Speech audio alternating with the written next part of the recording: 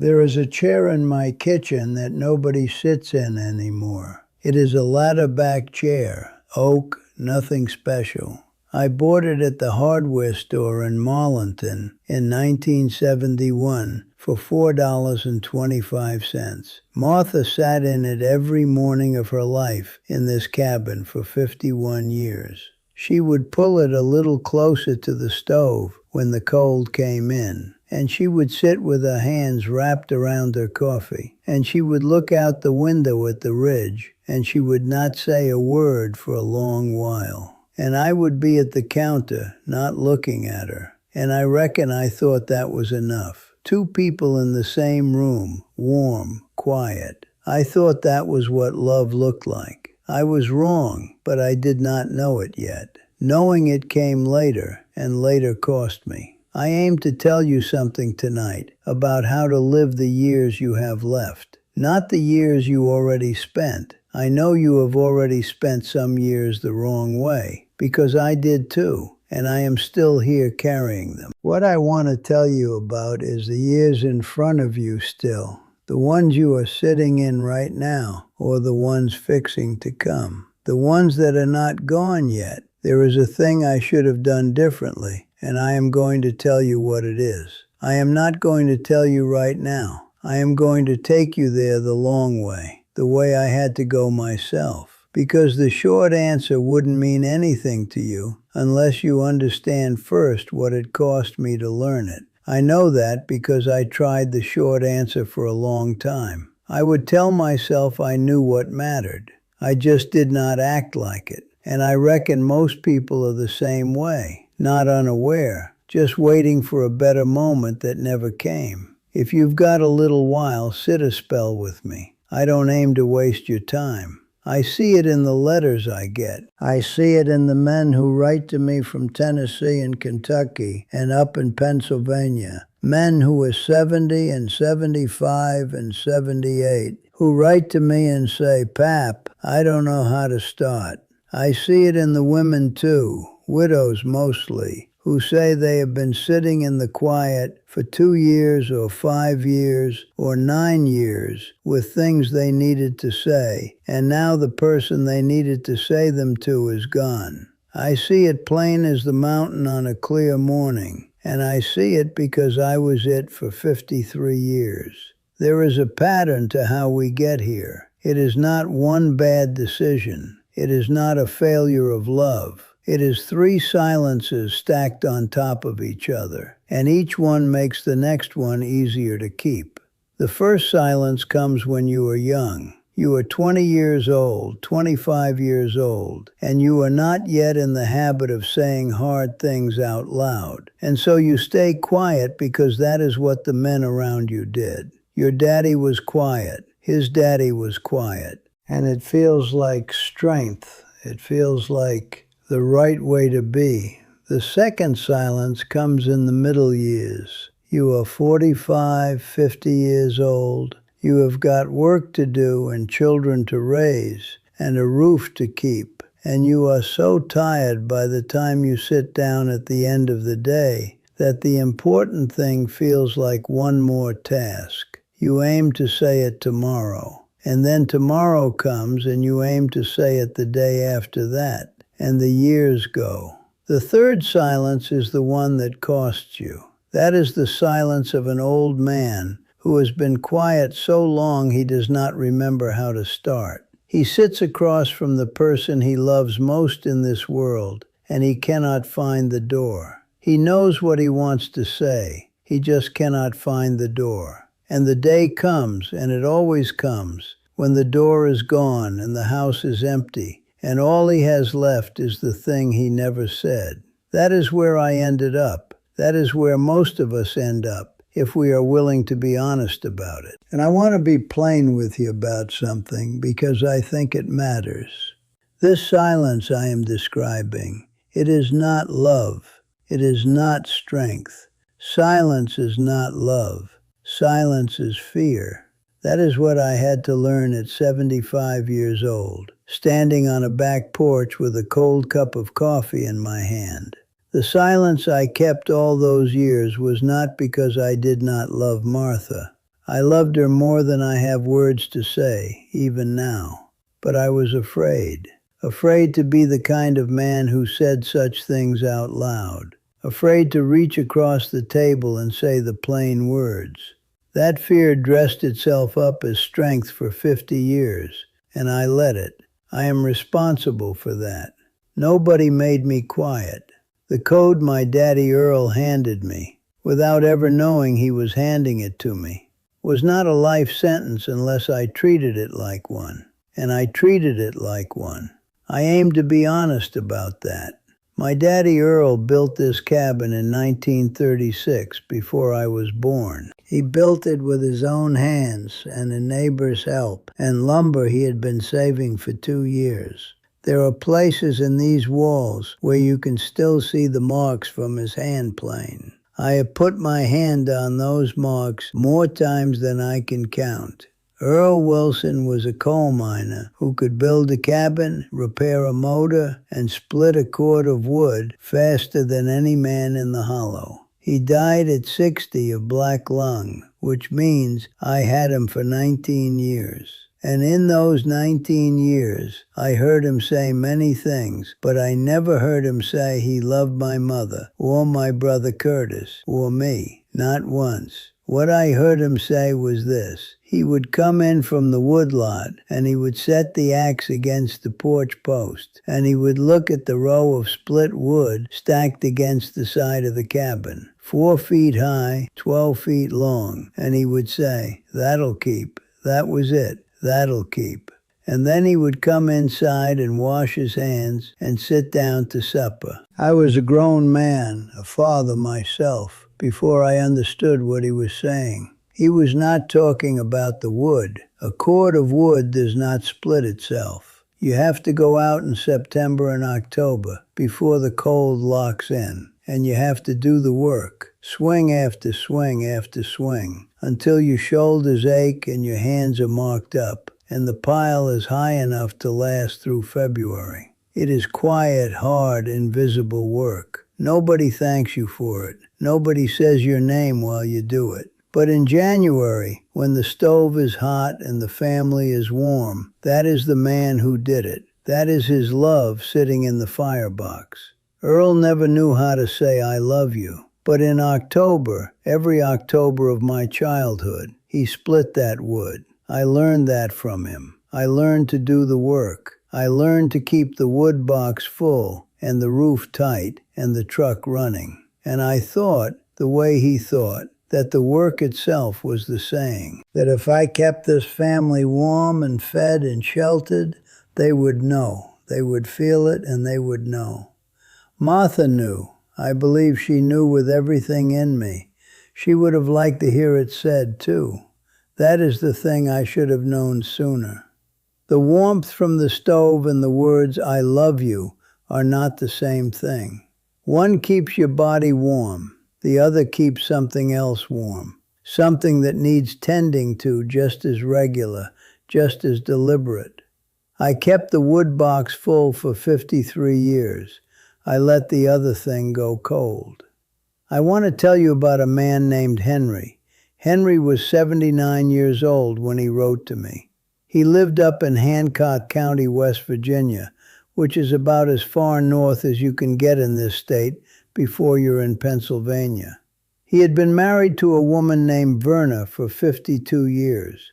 He wrote to me the way most of the men write, careful with his words, like he wasn't quite sure he was allowed to say what he was saying. He told me that Verna had taken sick 2 winters before. The kind of sick that you know, from the first doctor's appointment, is not going to turn around. For the 14 months she was sick, he sat with her every day, drove her to the hospital, made sure she had her tea the way she liked it, 2 sugars and a little bit of cream, not whole milk. She was particular about that. He did everything that needed doing. And he told me that on the last morning she was awake enough to look at him and know who he was sitting beside her bed in that hospital room. And she looked at him, and she put her hand on his hand, and she said, "Henry." That was all she said. just his name. And he sat there. He held her hand. He patted it the way you might pat a dog's head, friendly and safe. And he did not say the word. He wrote to me, "Pap, I have said that word 10,000 times since, to the walls of my house, to her photograph, to the dark at 3 in the morning.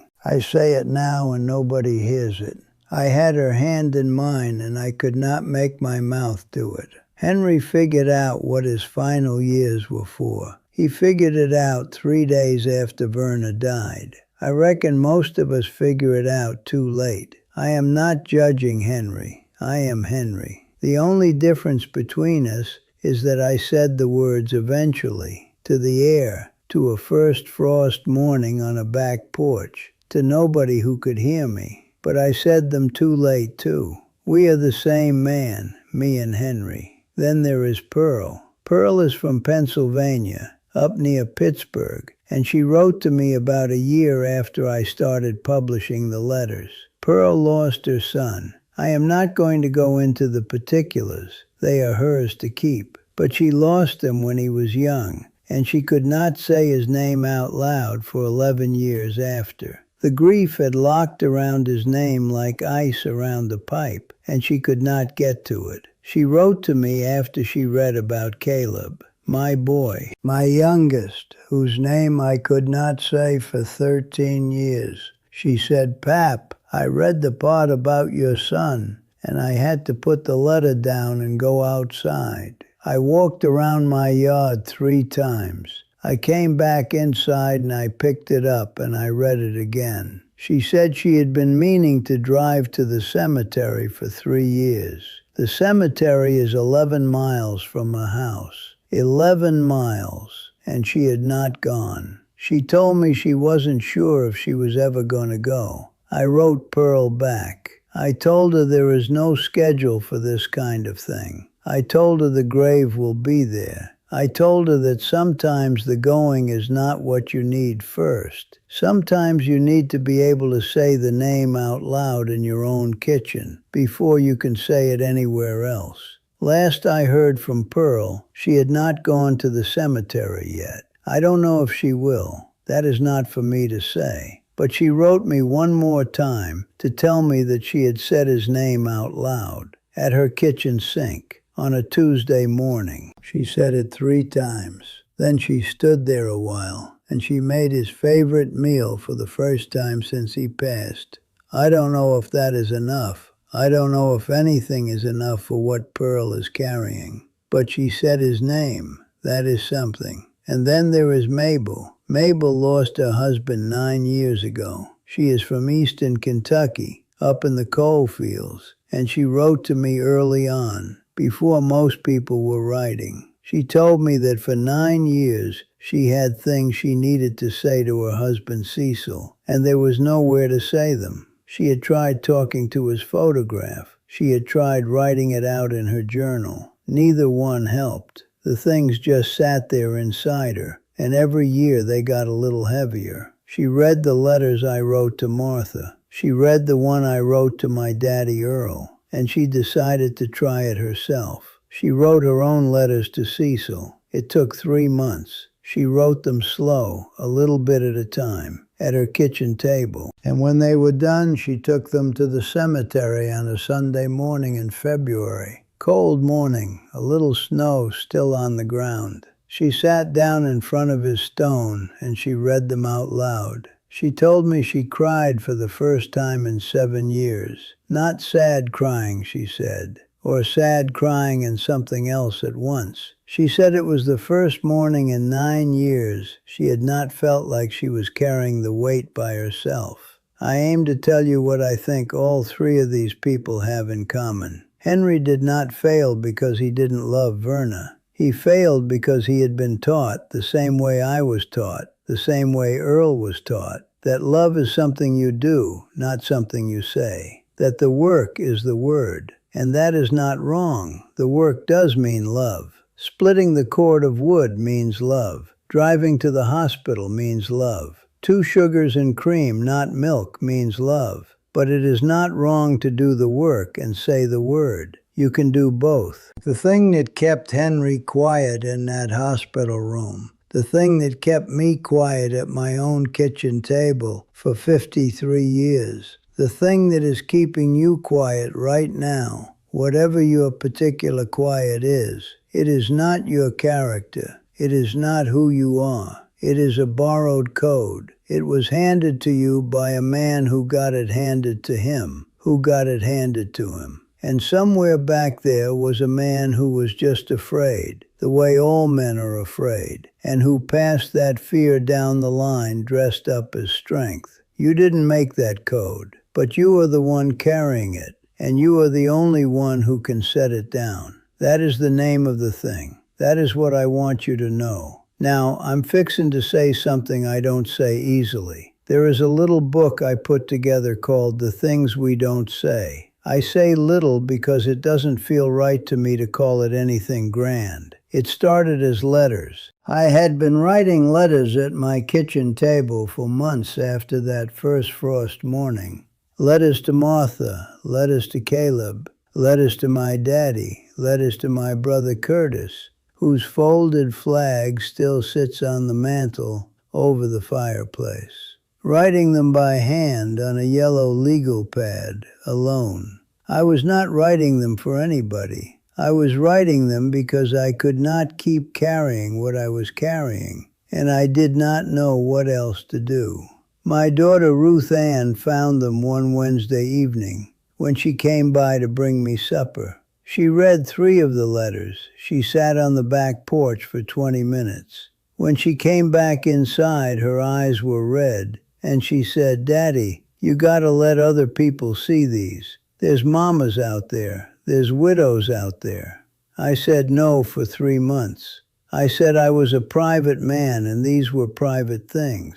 She let it sit. Then she asked me once more, and I thought about Mabel carrying 9 years of unsaid things, and I said yes. 3 women I want to tell you about. Eunice, 78 years old, from Tennessee. She read an early copy of the letters, and that same night she sat down with her husband of 51 years and told him things she had never once said out loud. He cried like she had never seen him cry, and then they sat on the porch together and watched the dark come in. She wrote to me and said she wished she had done it 30 years sooner. I told her 30 years sooner was not when she was ready. Tonight was when she was ready. Doris, 77, from North Carolina, married 54 years, read the book in one evening, and at breakfast the next morning, she told her husband she loved him. He set down his coffee cup and looked at her for a full minute without saying a word. Then he said it back. 54 years of marriage, and that was the first time. And Lillian, 83, from Virginia. Her daughter died last year at 61. Lillian wrote the letter she never got to read at the funeral. She reads it out loud every Sunday now, sitting in her daughter's old chair. She told me it is the only hour of the week she feels like her daughter is still in the room. My son Daniel has told me more than once he worries I share too much. He is an engineer and he is careful about what he puts into the world, and I respect that about him. I just reckon the men and women writing to me from the dark need to know they are not alone in the dark, and that is worth whatever it costs me in privacy. The link to The Things We Don't Say is in the pinned comment below this. If anything I said tonight landed somewhere inside you, I'd be grateful if you went and looked at it. Anyway, that is more than I meant to say about that. Let me get back to where I was. I think about my daddy Earl in October. I think about him out there in the woodlot, the axe coming down, the wood splitting clean. The smell of it. Fresh cut oak has a smell that goes straight to something old in you. I think about him stacking it up against the side of the cabin. I think about him stepping back and looking at it and saying, "That'll keep," and going inside. He never knew he was loving us. He thought he was just doing the work. But when January came and the stove was red and the cabin was warm and we were all inside together, that was him. Every stick of that wood was him. We felt it even if we never said so. Even if he never said so, the warmth got through. But I have been thinking lately that the warmth getting through is not the same as knowing why the warmth is there. My mama knew Earl worked that wood lot. She felt the heat of it all winter. She just never once heard him say he was doing it for her. If you are listening to me tonight, friend, and I mean that, friend, you are not a stranger to me by now. I am asking you to not let that be your story. You have got time I did not have. The people you love are still inside the cabin, still close enough to hear you. That is a thing you do not understand the value of until the cabin is empty and the stove has gone cold. Tell them. Write it if you cannot say it. Say it to the walls first if you have to, and then say it to the person. The words do not have to be fancy. They just have to be true. Martha used to say on mornings like the first frost that the mountain was wearing its good coat. She said it like a gift every time, like she was pleased the mountain had dressed up for her. I hear that in my head every cold morning of my life now. I hear her say it. I am a late man, friend. Don't you be one too.